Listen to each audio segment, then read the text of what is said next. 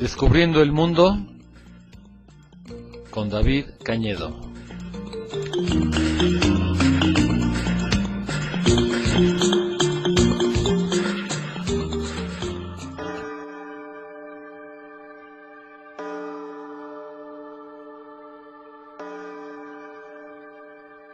Hola, ¿qué tal? Bueno, aquí estamos como todos los miércoles, un poquito tardecito. Bueno, vamos a empezar el programa. Miren, en los últimos programas les estaba yo hablando sobre... Estamos tratando de comprender el mundo en el que vivimos, a fin de cuentas. Y pues llegamos finalmente a tratar de discutir lo que es la guerra. Les estaba yo hablando sobre la guerra, le estaba poniendo el ejemplo de la Primera Guerra Mundial, y pues vamos a seguir hablando de este tema. Miren, estábamos hablando sobre la guerra, y les estaba yo diciendo cómo la Primera Guerra Mundial fue realmente el primer campo de muerte, el campo de batalla o campo de la muerte realmente moderno, por las armas que se utilizaron, armas que no existían antes, todo este asunto de la revolución industrial que empezó desde hace 250 años, pues a fin de cuentas toda esta nueva tecnología, todas estas nuevas técnicas, pues tenían que reflejarse a fuerzas en el arte de la guerra. Y a fin de cuentas los seres humanos, al parecer nos encanta hacer la guerra, y pues si se trata de matar al pueblo vecino, pues se van a inventar mejores y mejores armas.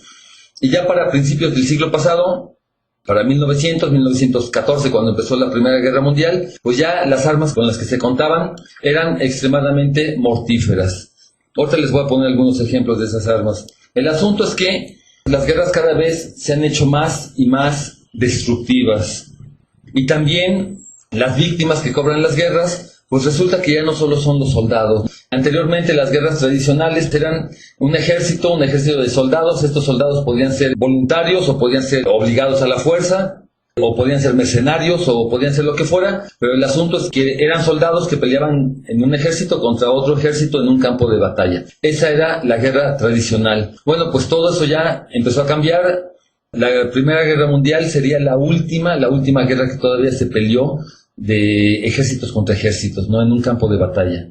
Cada vez la guerra se ha hecho más destructiva y el radio de muertes de civiles y militares cada vez ha ido aumentando, ¿sí? Esto quiere decir que, por ponerles un ejemplo, en la Primera Guerra Mundial, que ya les estaba yo diciendo que la semana pasada que hubo cerca de 10 millones de muertos y 6 millones de inválidos, bueno, pues resulta que en la Primera Guerra Mundial 10% de las muertes fueron civiles, ¿sí? Gentes civiles que se ven atrapadas en el teatro de la batalla. A veces las batallas son ahí donde ellos viven, ¿no? En los pueblos que están ahí cerca, o avientan bombas en las ciudades o lo que sea. Y el asunto es que siempre hay civiles que les tocan, que mueren.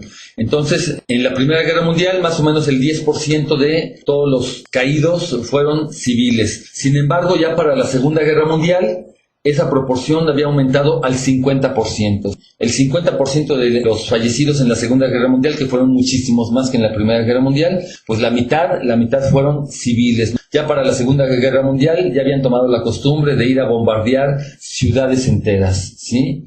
El bombardeo de Tokio, el bombardeo de, no se diga el de Hiroshima, el de Nagasaki, el de Dresden, el de Berlín, todo eso, la batalla era contra la población civil en conjunto.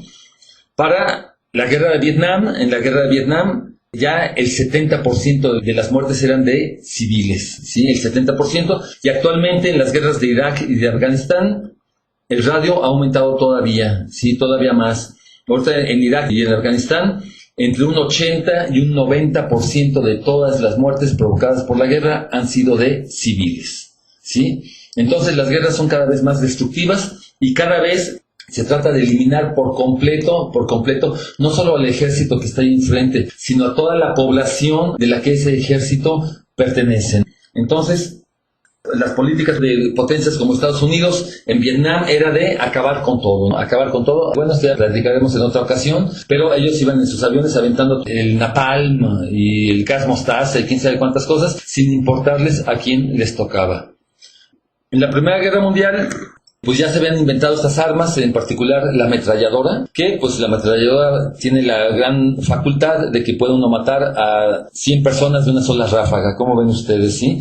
Pues eso era el sueño hecho realidad de toda esta gente que le encanta la guerra, porque hay gente que le encanta la guerra, ¿sí? Y nada más para que vean ustedes el grado de destructividad de esa guerra, les voy a contar lo que pasó en la batalla de Passchendaele. Passchendaele, a lo mejor no la han oído ustedes mencionar. De hecho, yo tampoco la había oído mencionar hasta que me puse a investigar sobre todo este asunto. Esta batalla de Passchendaele es un lugar que está en Flandes, Bélgica. ¿Sí? Resulta que ahí en Bélgica fue uno de los teatros de batalla donde se enfrentaron los aliados eran los ingleses principalmente y los franceses contra los alemanes del otro lado. Bueno, pues ahí esa batalla empezó el 31 de julio de 1917 y duró poco más de 100 días, 3 meses y fracción. Y en esa batalla, que duró 3 meses y fracción, se enfrentaron los aliados y los alemanes en una guerra de trincheras. Eran guerras de trincheras, que cada lado cavaba sus trincheras. Desde ahí trataban de tomar por asalto el campo de los oponentes. El paisaje era un paisaje completamente desolado, así, completamente desolado. Bueno, pues después de casi 4 meses de enfrentamiento, medio millón de soldados aliados, principalmente ingleses, británicos y de la comunidad británica, o sea, por ejemplo, había soldados de Nueva Zelanda, había soldados de Australia, había soldados de India, todo eso es la comunidad británica, pero principalmente británicos, medio millón de soldados aliados y 1/4 millón de soldados alemanes ya habían muerto en esos 3 meses. Medio millón de soldados aliados y 1/4 millón de soldados alemanes habían muerto sin haber avanzado ni un solo centímetro en ninguna dirección, ¿sí? Seguían exactamente igual que antes, pero ya 750,000 soldados yacían muertos. El primer día del ataque aliado, los británicos tuvieron 27,000 muertos. El primer día, sin el primer asalto, ¿no? 27,000 muertos y los alemanes otro tanto. O sea, desde el primer día eso fue una carnicería. El comandante aliado, un tal mariscal de campo Douglas Haig, que tampoco yo lo había oído mencionar antes, pero en fin, este señor, Douglas Haig, era el mariscal de campo, era el comandante aliado. En ese primer día de enfrentamiento en que murieron 27,000 soldados ingleses y otro tanto de soldados alemanes, pues comentó al terminar el día que había sido un buen día de trabajo. Esto fue un buen día de trabajo y las pérdidas habían sido pequeñas. Así lo dijo, parece que así lo digo, en inglés por supuesto, pero que las pérdidas habían sido pequeñas y que había sido un buen día de trabajo. Al parecer a este señor Haig, si a este mariscal de campo, no le importaba perder gente, si no le importaba. Un año antes, en el primer día de la batalla de Somme en Francia, había sido otro enfrentamiento entre los aliados y los alemanes.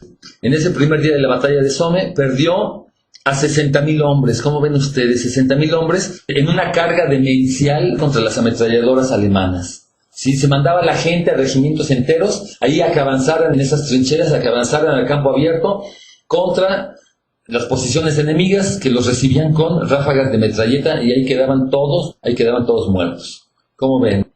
Bueno, pues en esta batalla de Passchendaele, que duró más de 3 meses, pues parecía que los generales pensaban que todo era cuestión para ganar la batalla, todo era cuestión de mandar cargas cada vez más numerosas de soldados. Decían, hay que mandar oleadas cada vez más grandes de soldados. Y mandaban una oleada y los mataban a todos. Y a la semana siguiente era otro ataque y los mataban a todos. Y así se la llevaron durante todo este tiempo, ¿no?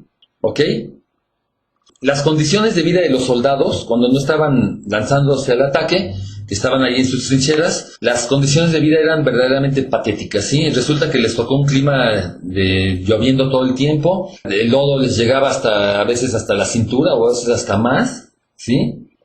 Mientras que los oficiales vivían con todas las comunidades en un castillo en la retaguardia, ¿no? Ellos no estaban en el frente de batalla, sino que en la retaguardia tenían un castillo a su disposición y ahí los oficiales ahí vivían con todas las comodidades, ¿sí? Con comida en abundancia por lo menos, cosa que no tenían los soldados. Los soldados muchas veces sufrían de hambre y realmente de frío y de todo, pero pues eso a los generales que están allá atrás, que son los que ordenan los ataques y mandan a toda esta gente a morir, pues eso realmente no les importaba cómo vivían los soldados.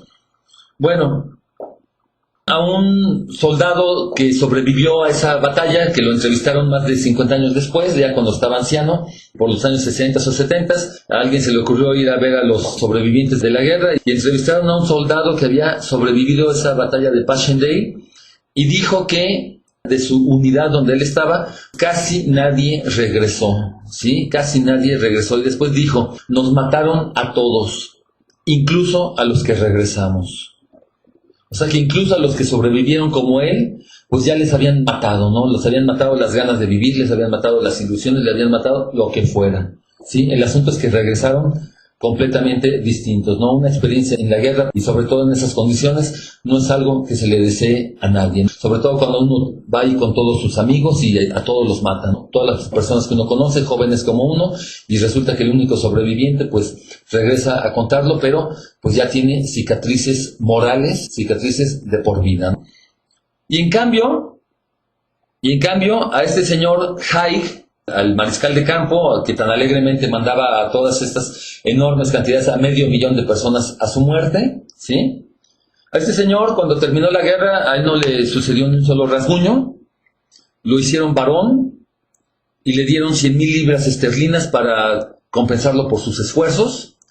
Y actualmente hay una estatua del señor ahí en Londres, Inglaterra, en un lugar que se llama Whitehall, ahí pues una plaza, no sé dónde. El asunto es que allí sale este señor, en la que orgullosamente está montado en su caballo de bronce, la estatua. Bueno, pues así es como son las guerras, como ven ustedes, ¿sí? Entonces a los soldados se les manda a una muerte segura, o a lo que sea, ¿sí? Se les manda ahí en condiciones de vida verdaderamente patéticas, mientras que los generales están en la retaguardia muy a gusto, discutiendo cómo van a mandar a más gente a su muerte, y al final, cuando acaba la guerra, pues se retiran y les dan todavía, los hacen varones y les dan 100,000 libras esterlinas y les levantan una estatua. ¿Cómo ven ustedes? Como que hay algo que no funciona, ¿sí? Digo, ¿qué es lo que sucede aquí? Bueno, ahorita vamos a hacer unas reflexiones sobre todo esto, ¿no? Porque hay algunas reflexiones realmente muy interesantes que se pueden hacer de todo este estado de las cosas. Pero vamos a hacer una pequeña pausa, ¿sí? Vamos a poner una canción.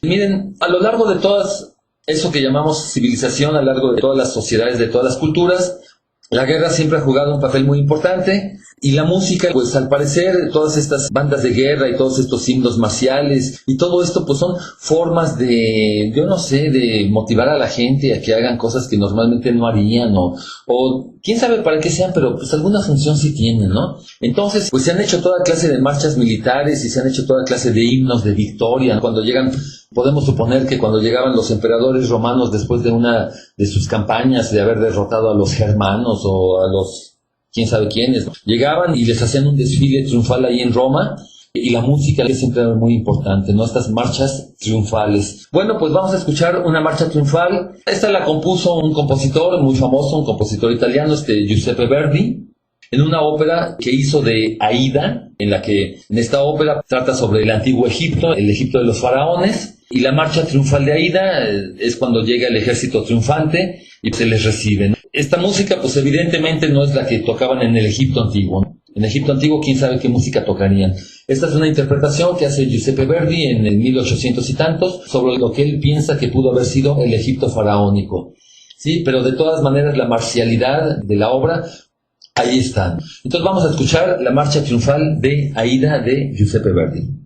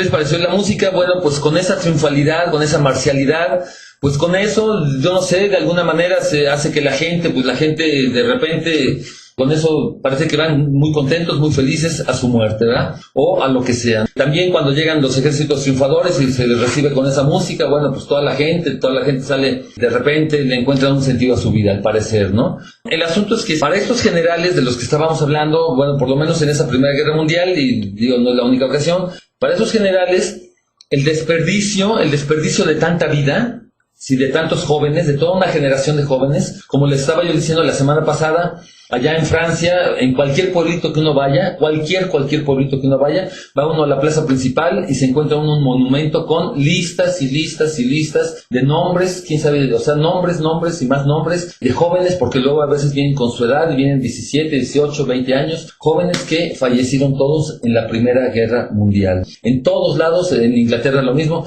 digo, cantidad de gente. Entonces, nada más en esa batalla de Passchendaele, que duró 3 meses, 750,000 seres humanos fueron inmolados. Jóvenes que tienen toda la vida por delante, pero se les manda a un sacrificio. Entonces, para los generales que los mandan a eso, realmente el desperdicio de vida ni siquiera lo veían, o sea, ni siquiera le dedicaban un segundo pensamiento.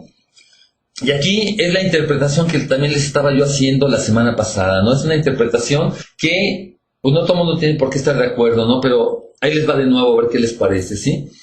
Resulta que los millones de jóvenes que murieron en las trincheras, por lo menos en esa Primera Guerra Mundial, los millones de jóvenes que murieron en las trincheras sin ningún propósito discernible, digo, cuando uno lo ve así en perspectiva, uno dice, bueno, ¿y para qué murió toda esa gente? Para que después de 4 meses no hubieran avanzado ni un solo centímetro en ninguna dirección. Entonces, toda esa gente que mandaron ahí a morir, sin ningún propósito realmente discernible, pues fueron sacrificados para calmar a un Dios brutal, ¿sí? Un Dios ávido de sangre, en un gran ritual de muerte sancionada. ¿Qué significa eso? Significa que ese gran ritual de muerte sancionada venía con la sanción de las más altas instancias, de los gobiernos mismos, no todos los gobiernos que hacen todo un aparato para mandar a todos esos chavos ahí a su sacrificio, ¿sí?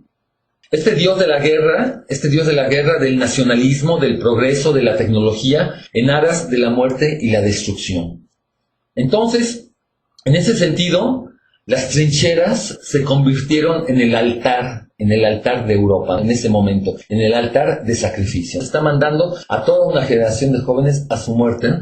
Y las trincheras son el altar de sacrificio, así como, por ejemplo, los sacrificios aztecas, en lo alto de la pirámide, y con todo el pueblo reunido allá abajo, en ciertas fechas especiales, se sacrificaba a docenas de prisioneros. Se les sacaba el corazón ahí delante de todo el mundo y toda la gente aplaudía. Pues esos mismos sacrificios rituales, a fin de cuentas, viéndolo así en perspectiva y desde este punto de vista, esas masacres enormes de tantísima gente en esas batallas completamente inútiles, pues vienen a ser lo mismo. Son sacrificios rituales en que un Dios brutal, ávido de sangre, tiene que ser saciado.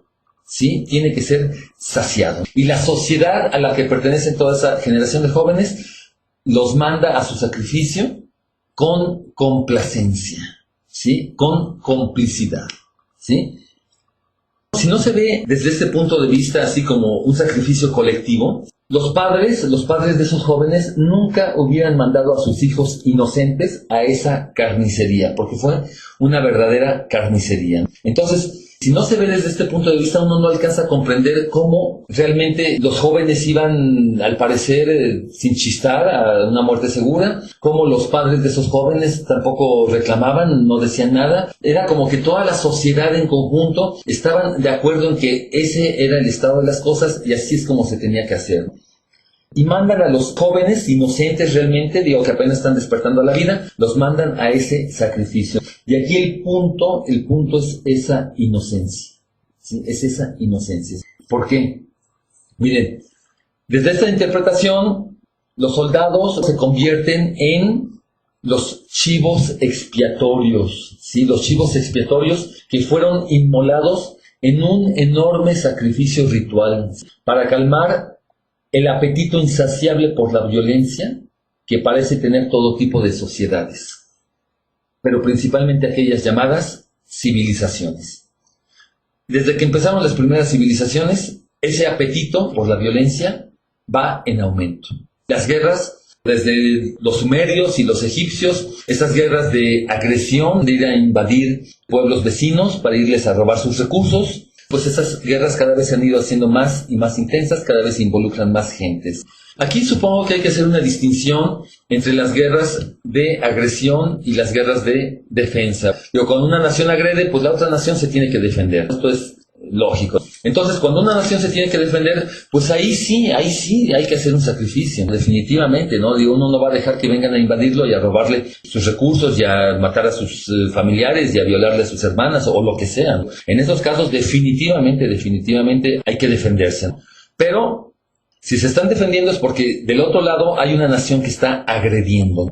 Y a lo largo de la historia, las guerras empiezan porque una nación agrede a otra. Y pretextos y razones y excusas para empezar las guerras, al parecer, nunca faltan.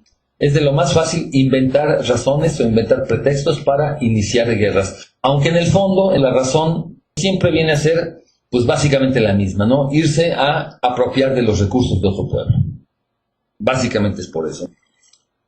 El asunto es que parece que en las sociedades que cada vez se están haciendo más complejas, y todas las sociedades generan tensiones internas, ¿sí? Esas tensiones internas pueden ser exacerbadas por toda clase de situaciones, cuando hay una mala repartición de la riqueza, por ejemplo, cuando hay demasiada pobreza, cuando hay una dictadura que impone condiciones demasiado rígidas. Hay toda clase de tensiones que se van acumulando en una sociedad, ¿sí? Y esas tensiones pueden llegar a ser tan intensas que en algún momento dado tienen que explotar.